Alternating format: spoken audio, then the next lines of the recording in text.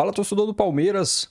Vamos para mais um corte aqui no canal. Pós-jogo aí de Palmeiras e Cerro Porteño. Palmeiras que garantiu a vaga antecipada aí nas oitavas da Libertadores. Já deixa aqui abaixo nos comentários a sua opinião. Deixe também o like. Quero aqui também deixar créditos aos canais oficiais no link da descrição. Mas agora, bora pro vídeo, galera. Boa noite ao pessoal em casa, claro. Eu estou de pleno acordo com tudo que você falou, mas eu estou chocado que nenhum companheiro, nenhum dos senhores até agora, a única pessoa que está dispensada dessa crítica é o Biner, porque ele não foi acionado ainda, apenas boa noite. É apenas por isso? Mas eu sei, estivesse no pacote. Mas eu sei que em pouco tempo ele já vai merecer alguma crítica. Pode ter certeza. Mas eu estou surpreso que os senhores ainda não disseram o nome do Lucas Evangelista para falar do jogo do Palmeiras hoje. O Estevão fez isso, o Estevão fez aquilo, o Abel isso, o Abel aquilo, o Palmeiras isso, o Palmeiras aquilo. E se a gente deixou para você? É claro que eu estou brincando com vocês, mas eu falei no nome do Evangelista porque, em vez de ficar se lamentando pela falta ou rolando no chão, ele bateu logo, ele rolou logo a falta e posicionou o Estevão para um chute de até longa distância, né? Se você for pensar, estava distante da área. Sim. Mas o Estevão, ele é um finalizador tão preciso e ele é um cara que tem tanta confiança para chutar de fora da área, que ali, muito provavelmente, o Lucas Evangelista já sabia que estava criando uma possibilidade de finalização para o companheiro. E aí o Palmeiras sai na frente. Porque eu estou lembrando disso, porque no fim de semana, pelo Brasileirão contra o Vasco, o Palmeiras também não fez uma partida brilhante, porque não é o que tem acontecido, mas ganhou num bote dentro da área na saída de bola errada, conseguiu fazer o gol, foi o suficiente para mais 3 pontos e o Palmeiras está lá nas primeiras posições. Na primeira, né? Por questão de gols, é líder do Brasileirão. Então é um time que não está no seu melhor momento e eu acho que isso vai continuar sendo cobrado do Abel, da comissão técnica, talvez mais rapidamente do que se imagina, porque no Brasil a pressa é muito grande, o imediatismo é o que manda, porque é o melhor elenco que o Abel tem desde que chegou no Palmeiras. Sem dúvida. E 2025 é um ano que tem que ser igual a 23 e antes, não pode ser igual a 24. Mas, descontado o campeonato estadual, as coisas que estão no calendário que importam de verdade ainda estão no início. O Palmeiras fez mais uma vez uma fase de grupos. Eu já vou falar fez, porque faltam 2 jogos em casa. Sim. Mas fez, eu acho que já dá para falar fez, uma fase de grupos de manual para se posicionar muito bem para as fases decisivas da Libertadores, quando provavelmente o time estará jogando mais do que está. Há algumas peças recém-chegadas mais confortáveis, mais à vontade. E só para terminar esse início, o gol do Vitor Roque, eu acho que daqui a algum tempo as pessoas e ele próprio vão lembrar desse momento, dessa noite, desse jogo, como uma ocasião muito importante para ele. Porque se ele não paga o gol que ele perdeu, e ele fez um gol infinitamente mais difícil de fazer do que o que ele perdeu. Pois é. Uma situação assim, absurda e inexplicável. Mas se ele não paga esse gol, mesmo já tendo marcado na rodada anterior e encerrado esse jejum desde que ele foi contratado, eu acho que isso ia incomodá-lo demais. Estava incomodando no próprio jogo, né, André? Durante o jogo. E no final ele consegue essa jogada. Lançado, 3, 4 marcadores, ele consegue se virar aí dentro da área e faz um gol que para ele vai lembrar muito desse gol ainda. Só antes do Biner falar, pegar o gancho só do que o André falou do elogio ao Evangelista, que merece todos os elogios, porque não é o padrão do futebol brasileiro, mas eu vou estender o elogio ao árbitro também. Porque aqui tem muito árbitro que, para não se complicar, vai dar aqueles 3 apitinhos nervosos. Não, peraí, para bater a falta e tal. E aí acaba beneficiando o infrator. Então, legal também que o árbitro fez o que é correto, o que manda a regra, né? Nesse tipo de falta, você não precisa de barreira, nada. Ele deixou que a falta fosse batida e, por isso, também o prosseguimento da jogada que acabou permitindo ao Palmeiras fazer o seu gol. Então, só ressaltar isso também, porque muitas vezes no futebol brasileiro a gente vê o árbitro que marca uma faltinha dessas querer segurar um pouco, sabe? Para todo mundo se reposicionar e tal. E não tem que ser assim, evidentemente. Perfeito. A gente vendo alguns lances do Vitor Roque, realmente esse gol é inacreditável. É uma péssima finalização, a mas, questão é ele perder, mas né? Ele não tocar pro Estevão, se era para... Mas ele tinha uma grande opção ali de finalização. Tinha várias opções de finalização e tinha assistência. Ele fez a única coisa que ele não podia fazer. Eu fiquei com a impressão que a perna de apoio dele, ele escorregou, que ele perdeu. Pode ser, a gente vê depois o lance de novo. Aconteceu isso, de fato. Mas acho que assim, ele conseguiu se recuperar e aí ele podia ter feito... Por exemplo, se ele abre um pouco para a direita, o goleiro vai ter que acompanhar. Sim. E se o goleiro acompanha, basta ele tocar para o Estevão empurra para... Então assim, ele foi muito... Né? Vamos lá. A gente vai ver o Vitor Roque já na sequência de novo. Aí ele dá ele se atrapalha ali, né? Eu não sei, parece que ele fica nervoso. Eu não sei se ele perde a passada ou se ele escorrega, né? Isso. Porque o pé esquerdo dele fica muito para trás e dobra. É agora. O movimento da perna esquerda é estranho, tá vendo? O Estevão se mantém Agora, atrás saúde, da hein? bola, né? Para receber o passe. Tá? É incrível, ele chuta em cima do goleiro. Ele tem um gol escancarado à frente dele, um companheiro do lado para passar, em boas condições. É inacreditável. Mas esse momento aí que você fala, né? Liga. Sim, sabe? Inteiro Sem no lance do dúvida. golaço, 90 e tantos minutos. Sem dúvida. Vamos ouvir então o Vitor Roque e tem mais uma palavrinha do Estevão, hein? Antes de passar para o Birner. Vamos. Eu também o Vitor Birner. Não sei, pode ser também. Pode ser isso, depois de ter perdido o gol, deu uma balançada, mas vida de atacante é assim, nem sempre vou fazer, às vezes eu vou perder o mais fácil e fazer o mais difícil, como foi, mas estou muito feliz pela vitória, que foi o mais importante nessa noite hoje. Cara, acho que a nossa competência fora de casa é muito boa, sabe? Acho que a gente sabe jogar fora de casa, junta a experiência dos mais velhos com as pernas dos mais novos, então, como eu falei, é um grupo muito unido, um grupo que sabe passar por dificuldades, sabe se ajustar às dificuldades do jogo, né? E a gente sabe ser eficiente também, como a gente foi hoje. E graças a Deus a gente está numa sequência muito boa e hoje a gente pode sair com a vitória. Um dos objetivos é conquistar a primeira colocação geral agora, com 100% de aproveitamento? Com certeza, acho que foi o nosso primeiro objetivo, era classificar em primeiro, fazer os gols e sair com a vitória a cada jogo possível. A gente está conseguindo isso, a gente sabe que tem mais 2 jogos ainda e vamos tentar sair com a vitória, se Deus quiser. O Abel diz que não quer pensar que você vai embora. E você está pensando? Não, cara, eu estou tentando aproveitar o máximo de momentos possíveis aqui, porque são pessoas maravilhosas e com certeza vou sentir muita falta disso, mas vou estar realizando um sonho e espero levar todos eles do fundo do meu coração. Obrigado, irmão. Muito bem, tá aí o Estevão e a gente acabou de ouvir o Tigrinho, né?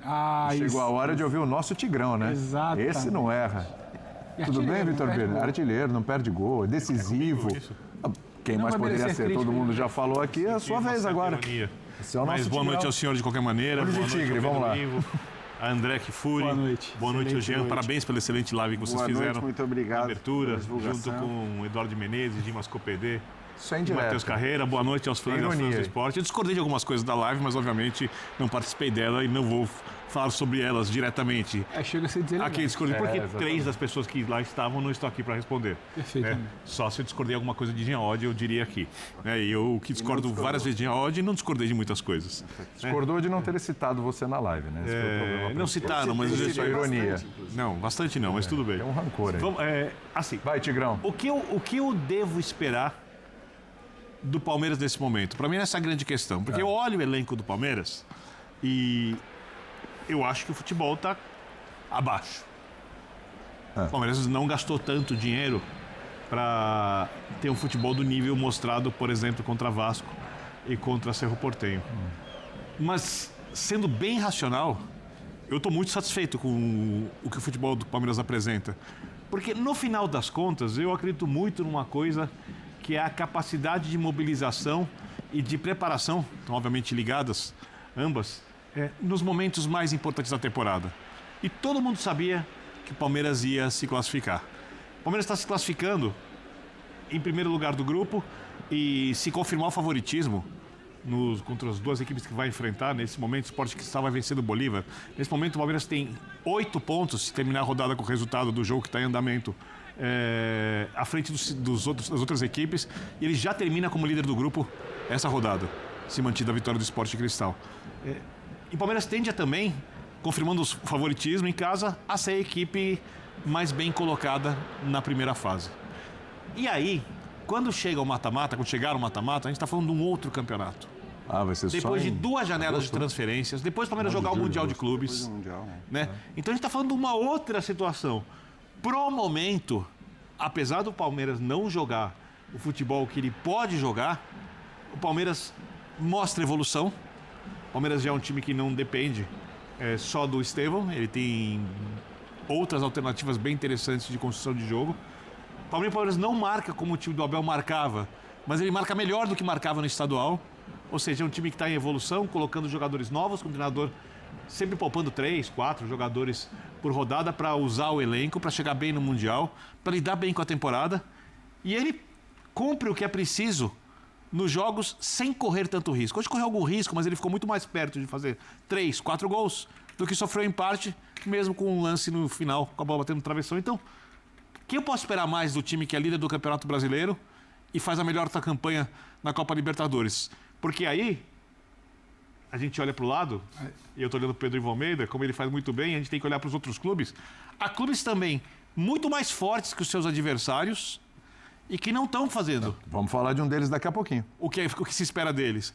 Então, eu acho que pro momento da temporada, olhando o calendário destrutivo, 2 jogos por semana, pouco tempo para treinar e etc., o Palmeiras cumpre bem o que dele se espera até o momento, mesmo não jogando o que eu espero que vai jogar ao longo da temporada. Não, rapidinho só para gente seguir, eu acho que a gente teve esse papo aqui numa segunda-feira que a gente debatia a fritura exagerada dos treinadores, que parece que a gente está sempre no... mas podia ser melhor.